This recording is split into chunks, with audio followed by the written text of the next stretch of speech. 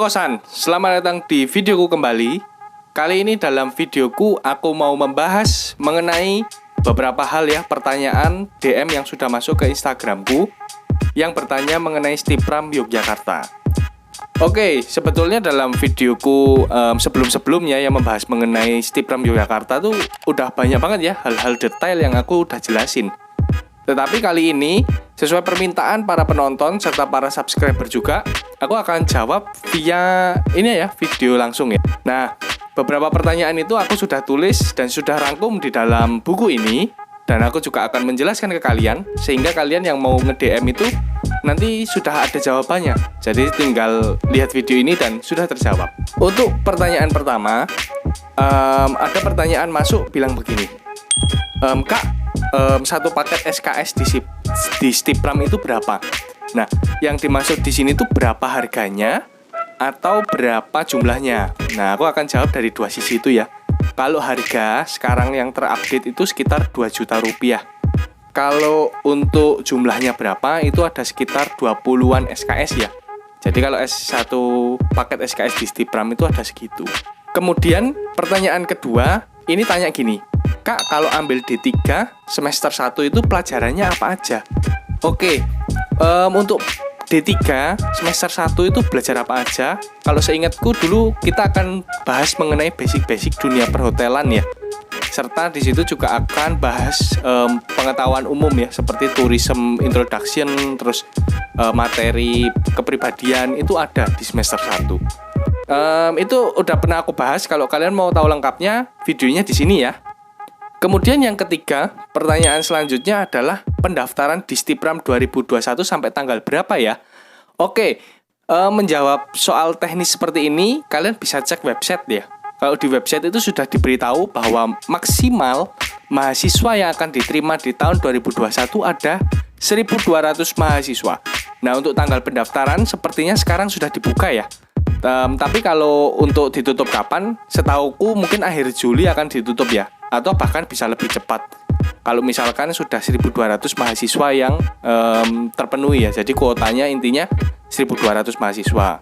Nah, buat kalian kalau bisa cepet-cepet deh daftar, daripada nanti nggak dapet slot kan, malah eman-eman. Oke, pertanyaan selanjutnya yang keempat adalah, Kak, alumni Stipram itu pada kerja di mana? Nah, mengenai pekerjaan para alumni Stipram, jelas ya, namanya saja Sekolah Tinggi Pariwisata Ambarukmo. 80-90% mereka akan ada di dunia ini ya, di dunia pariwisata ataupun perhotelan. Beberapa video sebelumnya aku sudah share ya, ada yang temanku yang kerja di Dubai, ada juga yang kerja di kapal pesiar, ada juga yang kerja di hotel lokal Jogja ya. Jadi banyak banget. Ada juga yang kerja di dinas pariwisata. Kalau mengenai alumni Stipram pada kerja di mana, pokoknya macam-macam deh. Ada juga yang entrepreneur, buka tempat makan itu juga ada. Jadi untuk para alumni Stipram kerja di mana, pokoknya kebanyakan kerja di dunia perhotelan sama dunia pariwisata. Yang kelima, pertanyaannya adalah mengenai biaya kuliah di Stipram itu berapa. Nah, mengenai biaya kuliah di Stipram aku pernah buatin videonya ya. Kalian bisa cek di sini juga videonya.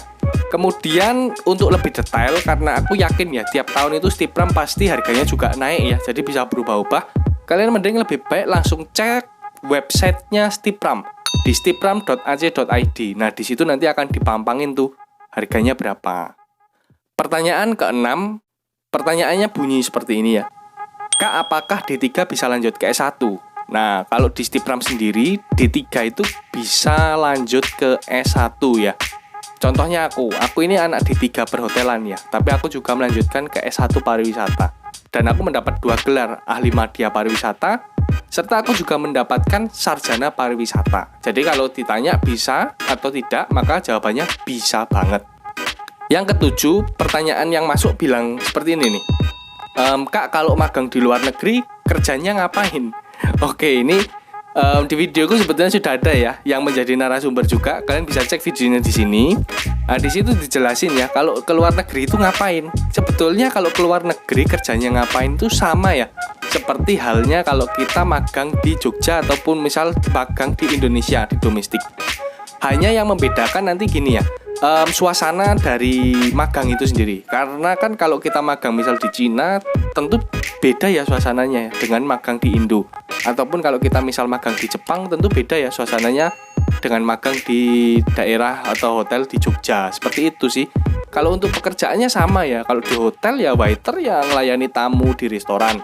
Kalau housekeeping yang melayani tamu di kamar. Seperti itu sih. Lebih tepatnya kayak gitu ya. Yang ke-8 masih seputar magang. Pertanyaannya bilang seperti ini. Untuk magang, apakah cari sendiri atau dicarikan? Nah, jawabannya simpel sekali. Kalau di Stipram atau biasanya di kampus-kampus pariwisata ataupun perhotelan, biasanya kalau magang tuh cari sendiri. Sangat jarang sekali kampus pariwisata itu mencarikan tempat magang. Walaupun aku tahu itu ada, tapi kebanyakan pasti cari sendiri. Kayak gitu ya. Yang ke-9 adalah mengenai casual. Pertanyaan yang masuk seperti ini nih. Kak, casual itu apa ya? Nah, jadi gini, casual itu adalah kerja lepas di hotel. Jadi kerja hanya pada saat event atau kerja hanya saat dipanggil oleh pihak hotel.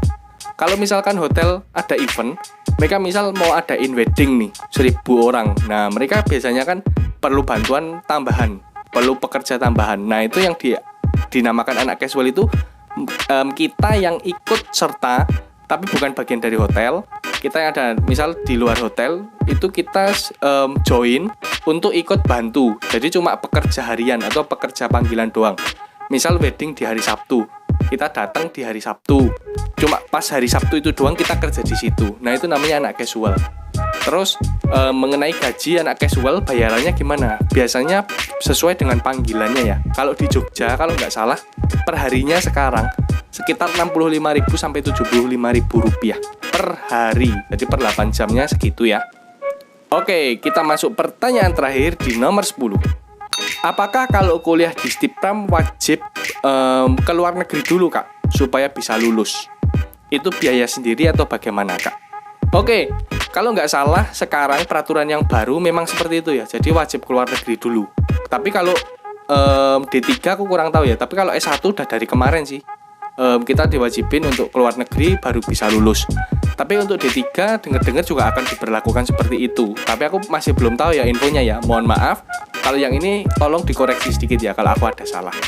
Kemudian mengenai biayanya dari mana, itu biaya sendiri ya. Jadi kalau kita pergi keluar negeri, kalau di Stipram nggak ada subsidi nih keluar negeri ya. Jadi semuanya biaya sendiri.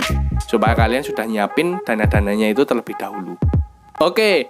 Itu tadi adalah 10 pertanyaan yang sudah masuk di DM Instagramku yang bisa aku jawab. Nah, buat kalian yang penasaran, jangan lupa ya kalian cek aja video-videoku mengenai Stipram ataupun dunia pariwisata maupun perhotelan.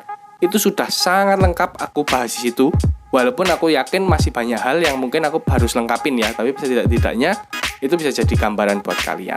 Kemudian jangan lupa untuk kalian like, komen, dan subscribe ya video ini ataupun channel ini supaya aku semakin semangat membuat videonya. Dan sampai jumpa di video selanjutnya ya. Dadah.